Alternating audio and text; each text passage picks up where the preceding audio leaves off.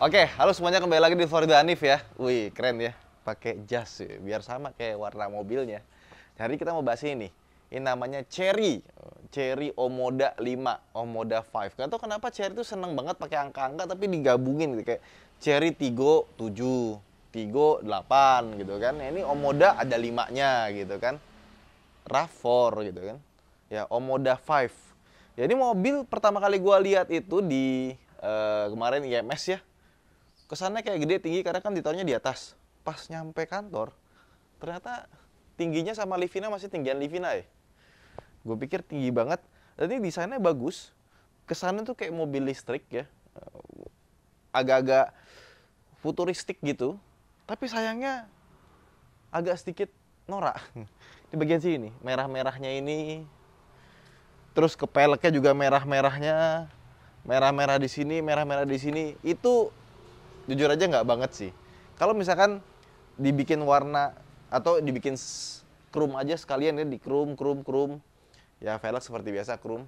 Kayaknya bakal lebih keren dibandingkan dengan merah-merah ini. Kayak pas ngeliat tuh kayaknya nggak cocok ya. Tapi sebenarnya desainnya secara overall ganteng.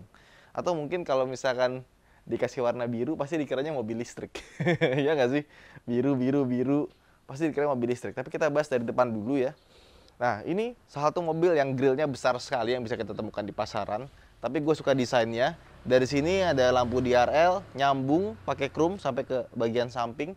Kesannya kayak Hyundai sebenarnya. Ini kalau diganti logo Hyundai, pasti orang ngiranya Hyundai gitu. Nah, terus lampunya ada di sebelah sini, ya. Ini ada lampu proyektor kecil, proyektor besar, fog lamp, sama lampu sennya di atas nyambung dari sini. Sama di sini nih ada lubang, tapi lubang ini lubang beneran, bukan palsu. Jadi kalau kita kasih tusukan gitu ya bisa tembus sampai ke belakang. Nah, terus ke samping lagi ya. Dia siluetnya tuh kayak coupe. Jadi dari sini ke belakang tuh rendah dan lagi-lagi ada merah-merahnya di sini. Spoilernya tuh desainnya tuh ada lubang sini ya. Jadi dibikin desainnya lebih complicated gitu. Dan belakangnya sih keren sih. Mengingatkan gue sama kayak Nissan Ariya. Cuma di bagian sini nih, ini ada knalpot palsu, padahal nggak ada fungsinya sama sekali. Tapi secara desain ya, bagus. Dan gue suka nih. Dan ini gue suka nih, tulisannya Chery. Biasanya kan pakai logo ya, ini pakai tulisan. Cuma Chery. Kalau diganti Porsche gitu ya, kayaknya lebih keren. Belakang. Sudah pakai elektrik dong. Harga 398 juta, nggak nyampe 400 juta, udah dapat bagasi elektrik. Bagasinya emang nggak terlalu gede. Tapi di bawah kita dapat storage yang ya lumayan kecil lah. Tapi panjang. Jadi kita bisa naruh apa yang kecil dan panjang ya. Ya begitulah. Bisa naruh beberapa dokumen atau semacamnya bisa taruh sini. Ya, terutama detail dari lampu-lampunya ini ya. Ini 3 dimensi. Mengingatkan gue sama Peugeot. Tapi lebih panjang. Dari sini nyambung ke sini. Keren sih. Di sini ada tulisan nih. 230T. Padahal mesinnya 1500 cc turbo. Tenaganya 148 horsepower, torsinya sekitar 230 Nm. Yuk, sekarang kita masuk ke dalam. Tuh nggak ini kayak apa? Kayak Lexus RX. Bagian sininya. Kita mau jalan ke Bekasi, karena kita mau ngurusin Auto Netcare Bekasi yang akan buka sebentar lagi di Sumarekon Bekasi. Yuk, gas! Oke, kita start dulu ya. Ini tombol start-stop engine-nya tuh kayak apa? Mercedes-Benz. ya lebih kayak Mercy KW-nya ya. Tapi pas masuk interiornya, ini desainnya sih bagus sih. Ingat Chery Tiggo 7 yang gue bilang interior bagus banget. Nah, ini kayak step up-nya. Cuma karena Tiggo 7 itu ukuran lebih besar, ini rasanya emang lebih sempit ya. Jadi kaki kita ini terutama ya mentok sama bagian kiri sini. Kayaknya lebih enak kalau dikasih cushion lagi. Jadi kalau misalnya kita mentok gitu ya kayak ada bantalan yang empuk gitu. Ini kayaknya kena langsung, terus sebelah kanannya ini masih lega banget. Atau mungkin kursinya digeserin ke kanan sedikit gitu ya, agak sedikit ke kiri nih soalnya. Tapi nggak kayak Mercedes, dia pas ya setirnya. Terus di bawahnya ada flat bottom, jadi kalau kita agak besar mau keluar masuk itu gampang. Terus kursinya juga sudah elektrik ya. Dan tombolnya ini dipegang agak sedikit mewah nih. Ada aksennya, biasanya kan cuma begitu doang ya. Ini ada aksen-aksennya. Bentar, bentuknya kayak gimana ya? Oh, kayak gitu. Ada krum-krumnya. Sama ini power window-nya itu nggak mirip sama apa? Sama Mercedes-Benz. Asli ini mirip banget sama Mercedes-Benz dan sudah all auto. dipencet pun juga empuk ya. Terus di sini dikasih plastik, motifnya kayak kayu gelapnya Mercedes-Benz. Sampai ke situ juga. Di sini plastiknya tuh kayak ada brush warna goldnya, sama di sini ada line goldnya. Sini ada line gold lagi, sama di sini ada garis yang silver. Kenapa nggak dibikin gold juga ya?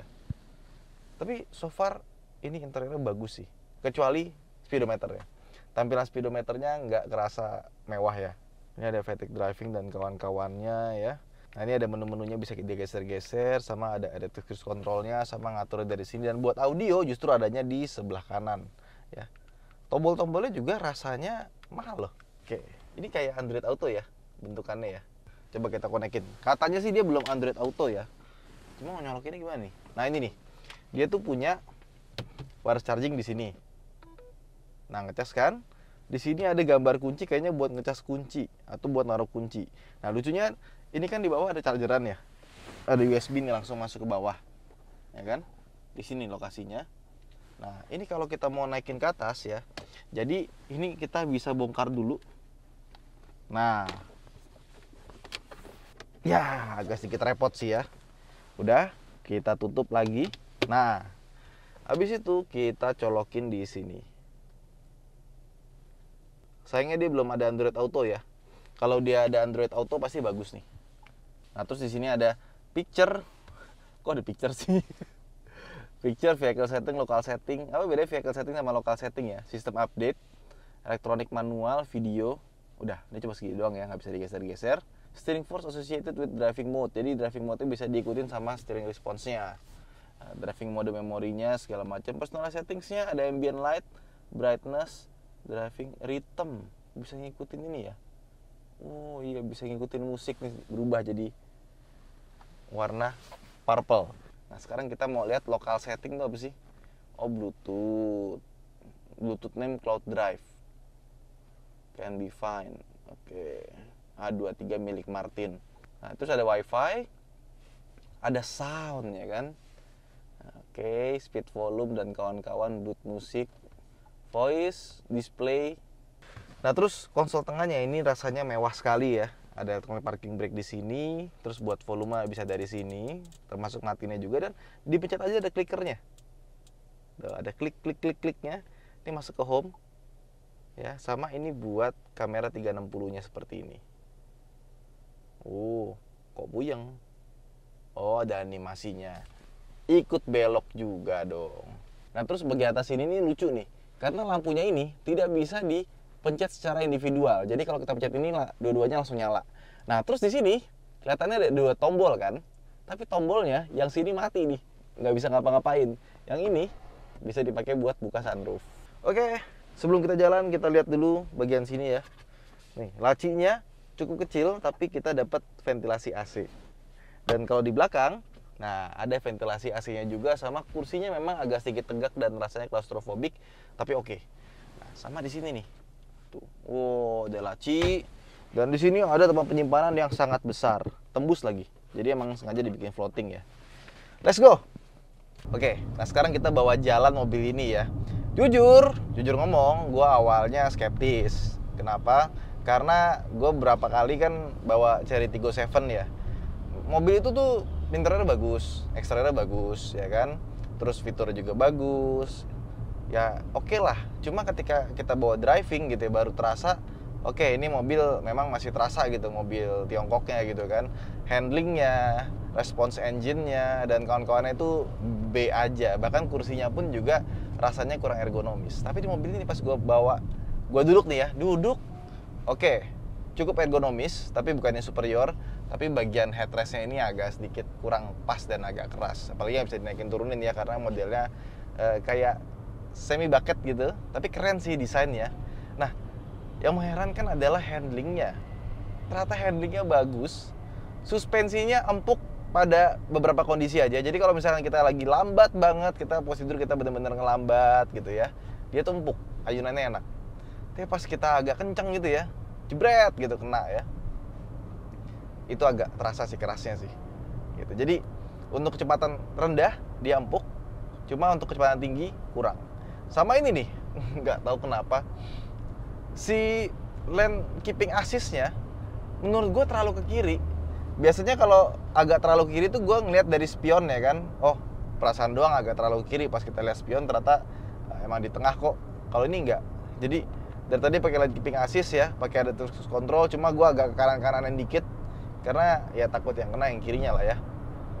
Jadi kurang ke tengah sih. Sama beloknya tuh ya kan, berasa kan lu agak ngeri nggak Sen? Jujur aja light keeping assist-nya nggak terlalu bagus gitu ya, walaupun bisa bekerja dengan baik gitu. Nah, yang paling bagus dari mobil ini menurut gue ya, engine-nya sih.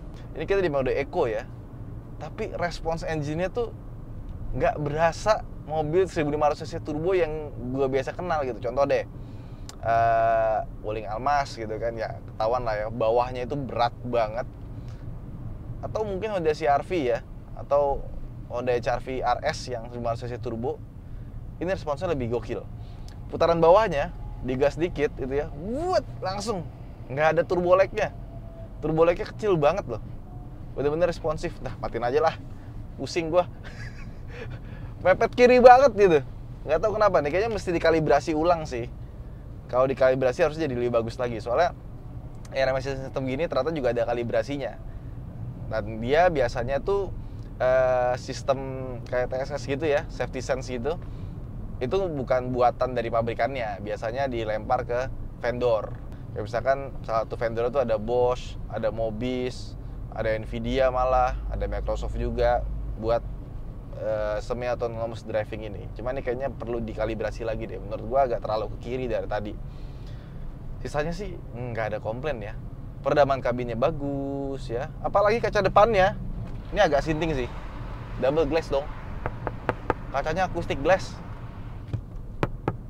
Ya, meskipun yang acoustic glass itu cuma depan doang ya. Tapi lu pikir deh, mobil di bawah 400 juta mana yang pakai acoustic glass kayak gini? Gila loh ini. Karena kaca double gitu mahal. Pokoknya driving performance no doubt sih. Gue bisa bandingin ini mungkin sekelasnya sama kayak Honda atau ya hampir kayak Mazda lah. Cuma remnya nggak enak aja. Handlingnya nggak ada komplain. Di tol juga kenceng stabil nih ya. 100, 107 ya. Kalau di dalam kota kan 120 maksimal ya. Nggak kerasa mobil Tiongkok. Jadi kalau Chery Tiggo 7 bawahnya kayak gini, gue ke Omoda itu gue gak kaget. Tapi ketika gue nyobain Chery Tiggo 7 yang rasanya begitu, tiba-tiba Omoda rasanya begini, ini kayak surprise. Dan kita udah mana tadi itunya. Oke. Dan tadi kita ngecek pakai Draghi ya, kita dapetin angka 0 ke 100 di bawah 9 detik. Luar biasa, ini mobil Tiongkok paling kenceng yang pernah gue coba sih. Enak loh. Kok bisa gitu. Terus kemudian di mobil ini, itu di Twitternya tulisan Sony, ya kan. Kalian pasti berharap, wah berarti audionya mirip kayak audionya Ford nih. Kalau teman-teman pernah pakai Ford Focus yang ada tulisan Sony-nya, Ford Everest yang ada tulisan Sony-nya juga. Tapi ternyata enggak. Suaranya ya bassnya ada, ya kan, vokalnya ada, tapi masih kurang clear. Ya nggak bisa disamain sama kayak Sony-nya Ford lah. Mungkin gue bisa bilang suara itu mirip kayak ini, apa, Wuling Almas. Kan dia ada Infinity ya audio ya. Nah kurang lebih mirip-mirip. Cuma ini agak kurang jernih, nggak tahu kenapanya ya. Kayak ada noise-nya gitu. Jadi kalau kalian berharap mobil ini bisa langsung enak audionya, menurut gue sih agak kurang ya. Udah dicoba pakai berbagai macam cara, setting, tuning, tetap nggak bisa. Jadi emang kayaknya harus kudu di-upgrade. Tapi ini udah jauh lebih baik dibandingkan dengan Tiggo 7 ya, yang kemarin kita coba cari. Yang pertama kita coba tuh suaranya kurang banget. Yang ini lumayan. Ya, daripada audio standar yang nggak ada brand, ini masih lebih oke lah. Nah, ini sekarang kita udah sampai di AXC atau Bursa Mobil Sumarekon ya. Jadi di sini ada BMW, tunas BMW, ada Hyundai Andalan. Nah, di seberang sini VC11 kita mau bikin auto net care. Yuk, kita masuk ke dalam yuk. Tempatnya lumayan gede.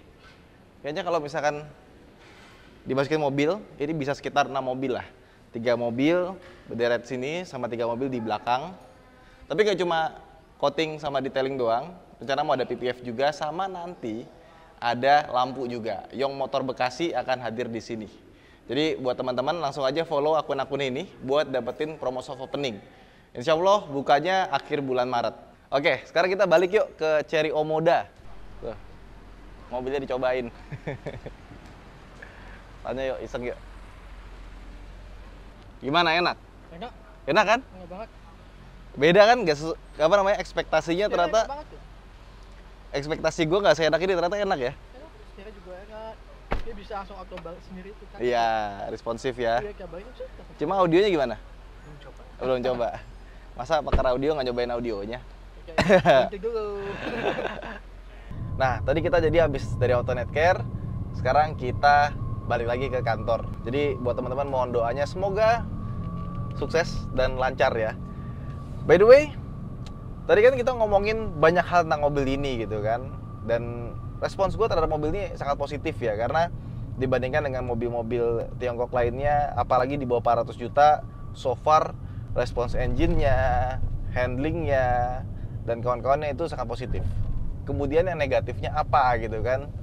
Oke, biasanya kalau mobil Tiongkok gue ngomongnya, oke, yang kurang enak mungkin handling-nya, kursinya kurang nyaman gitu kan, steeringnya kurang oke, transmisi dan mesinnya mungkin nggak sesempurna mobil yang udah established udah lama gitu. Tapi di mobil ini engineeringnya bagus gitu. Yang minus ada di beberapa build quality-nya. Contoh, sini ya kelihatan kebuka ya, dan ada beberapa panel-panel di sini nggak konsisten, tapi ada juga yang bagus itu. Kayak misalkan door trimnya ini bagus sekali ya kan. Di sini atas dashboardnya soft touch. Cuma di bagian layar sini tuh kayak ada bunyi kretek-kretek gitu loh kalau kita ngelewatin jalan yang bergelombang atau semacamnya. Kayak tadi ada bunyi kretek-kretek gitu. Tuh, keren kan? Terus mobil ini entah kenapa kalau duduk di bagian depan itu rasanya nggak selega itu sih. Rasanya agak sedikit sempit ya. Terutama mungkin karena konsol tengahnya ini gede, terus paha kita tuh nempel ke kiri. Sisanya sih nggak ada komplain gitu. Jadi ketika gue naik mobil ini tuh rasanya kayak, wah ini naik kelas nih. Bener-bener rasanya oke buat dipakai harian. Kemudian kita ngomongin fitur yuk. Soalnya fiturnya cukup banyak. ADAS-nya lengkap, ya kan? Termasuk blind spot monitoring. Airbags ada 6, auto headlamp, auto wiper ada, Android Auto, Apple CarPlay nggak ada sayangnya. Terus wireless charging ada, electronic parking brake ada, AC juga sudah dual zone, kamera 360-nya juga ada, dan speedometer juga sudah digital, plus ada power back door sama ada sunroof. Jadi kalau kita ngomongin features untuk harga segini luar biasa. Apalagi pas kita pencet ini, set, udah electric seat, dan sebelah kirinya penumpang itu juga pakai electric seat. Gokil ya. Oke, jadi setelah kita nyobain Chery Omoda 5, mobil itu kayak apa ya? Kayak obat gitu. Karena selama ini kalau kita nyobain mobil dari Cina atau mobil Tiongkok, itu rasa berkendaranya, terus mesinnya itu nggak optimum seperti mobil-mobil Jepang, mobil Korea, mobil Eropa yang udah established puluhan tahun. Nah, tapi mobil ini ternyata bisa juga tuh akhirnya bisa menyamai lah dari segi handling dan kawan-kawannya. Cuma emang masih ada sedikit beberapa perintilan gitu ya, walaupun sedikit saja yang masih terasa mobil Tiongkoknya. Itu aja mungkin video kita kali ini. Jangan lupa untuk like dan subscribe, dan buat teman-teman yang udah pakai gitu ya, coba komen di bawah seperti apa rasanya. Bye bye.